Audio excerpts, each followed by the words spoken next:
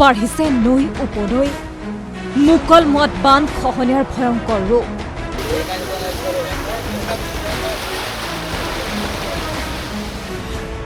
চকুৰ সন্মুখতেই মহাবাহুত বিলীন ঘৰ পাৰি কৃষিভূমি জলমগ্ন উজনি অসমৰ বিস্তীৰ্ণ অঞ্চল পুনৰ ভয়ংকৰ বান খহনীয়াৰ কবলত ৰাজ্যৰ ভিন্ন স্থান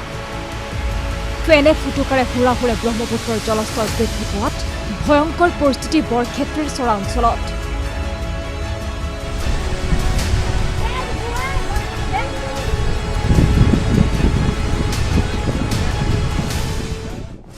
এইদৰে মহাবাহুৰ বুকুত বিলীন হৈছে কুৰিহামাৰী শিয়ালমাৰী ভাংনামাৰী বৰচুলীয়া আদিকে ধৰি অঞ্চলটোৰ প্ৰায় 10খন গাঁও খহনীয়াৰ কবলত সৰ্বস্বান্তৰ বাইছে উপায়ন্তৰ হৈ আশ্ৰয় লৈছে আন লোকৰ গৃহত কিন্তু এতিয়াও খবৰ নাই জনপ্ৰতিনিধি তথা প্ৰশাসনৰ আমাৰ মাটি সম্পত্তি যিখিনি আছিল সবখিনি ভৰাই খহাই গ'ল ইয়াৰ পিছতো আমাৰ চৰকাৰে ইফালে আমাক চকু দিয়াই নাই এইফালে মানে চকু দিয়া নাই মানে মুখ্যমন্ত্ৰী ডাঙৰীয়া বা আমাৰ যেটো বিধায়ক আছে কোনো একো খবৰ লোৱা নাই প্ৰেচিডেণ্ট পৰ্যন্ত খবৰ লোৱা নাই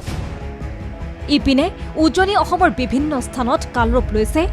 বাঢ়নি পানীয়ে ধেমাজিৰ তিনিঘৰীয়াত নদীৰ বানে গাইড বান্ধ ভাঙি প্লাবিত কৰিছে 12খনতকৈও অধিক গাঁও জিয়াথলৰ কাংকু সুতিৰ বাঢ়নি পানীয়ে বুঢ়ালে জিয়াথল চাৰিআলিৰ 15 নম্বৰ ৰাষ্ট্ৰীয় ঘাইপথ চুবুৰীয়া ৰাজ্য অৰুণাচলত হৈ থকা বৰষুণৰ ফলতেই হুৰা হুৰে বাঢ়িছে জিলাখনৰ নৈ উপনৈসমূহৰ জলস্তৰ সোণাৰী আৰু আমগুৰিতো ক্ৰমাৎ অধিক ভয়ংকৰ ৰূপ লৈছে বান পৰিস্থিতি দিখৌৰ নৈ বাঢ়নি পানীয়ে প্লাবিত কৰিছে শিৱসাগৰ নগৰৰ 10 নম্বৰ ৱাৰ্ড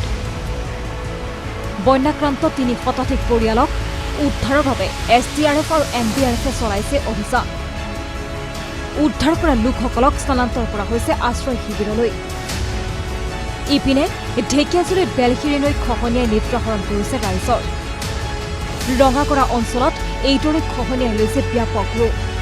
কিন্তু জনপ্ৰতিনিধিৰ গুৰুত্বহীনতাত ক্ষুব্ধ হৈ উঠিছে এতিয়া খহনীয়াগ্ৰস্ত ৰাইজ বহুত পানী চানি হৈছে পানী হোৱাৰ পিছত মানুহৰ গাঁও এইটো গাঁৱৰ ঘৰ বাৰী চব ভাঙি লৈ গ'ল তাৰপিছত আৰু মছজিদ লৈ গ'ল আৰু অংগনবাড়ী স্কুললৈ লৈ গৈছে মাটি সম্পত্তি সব লৈ গৈছে খেতি বাতি আছিল গছ গছনি সব লৈ গ'ল তাৰপিছত এটা চৰকাৰে কোনো এই আপোনাৰ ক্ষতিপূৰণৰ একো কৰা নাই ব্যুৰো ৰিপোৰ্ট ND24